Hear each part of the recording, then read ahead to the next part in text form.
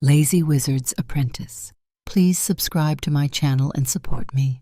Once upon a time, there was a wizard who lived in a gloomy, mysterious room at the very top of a tall tower. From his window, he could see mountains, seas, and fields far away. Every night, the wizard worked hard making magical spells for people. The villagers always asked for help. Some wanted their chickens to lay more eggs, some wanted their cows to give more milk, and some just wanted to find their lost donkeys. There was always something. Of course, the wizard couldn't do all this alone, so he always had an apprentice to help. When one apprentice finished learning magic, the wizard would send them to another village and take a new one. The most important rule for an apprentice was, you must work hard. Most did. But once there was one lazy apprentice who didn't like work at all. He thought he could learn magic quickly and without trying. He only did half the chores and found ways to avoid real work. One evening, the wizard had to go to a special meeting. He put on his black cloak with big yellow stars and jumped on his dragon, who blew fire from his nose.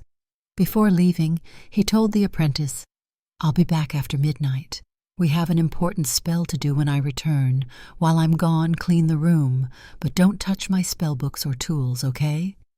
"Okay, master," the apprentice replied. As soon as the wizard flew away, the lazy boy looked around. Cleaning meant carrying water from the deep well at the bottom of the tower, up many stairs. He didn't want to do all that. Then he had an idea. What if I use magic to clean? He opened the wizard's spellbooks, even though he was told not to, and found a spell he thought would work. He stood a broom next to a bucket, said the magic words out loud, and gave the broom a command. Go to the well, carry water, and clean the room. It worked. The broom grabbed the bucket, went down the stairs, brought back water, and started cleaning. The lazy boy smiled, relaxed in a chair, and watched proudly. But the broom didn't stop. It kept going, back and forth, bringing more and more water. Soon, the floor was covered with water. The apprentice panicked. He flipped through the spellbook to stop the broom, but the book only said how to start the magic, not how to stop it. In fear, the boy grabbed an axe and chopped the broom into pieces.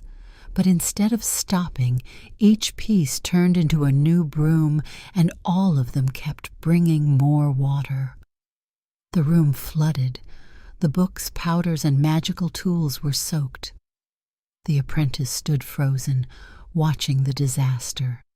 Just then, the window burst open.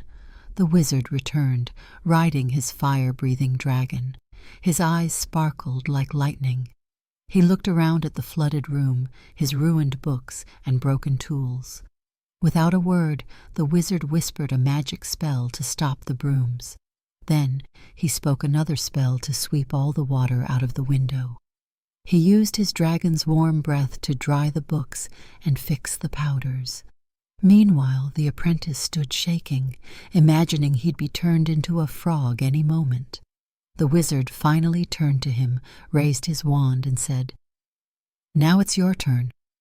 What do you think is the right punishment for a lazy apprentice who didn't listen and ruined everything?"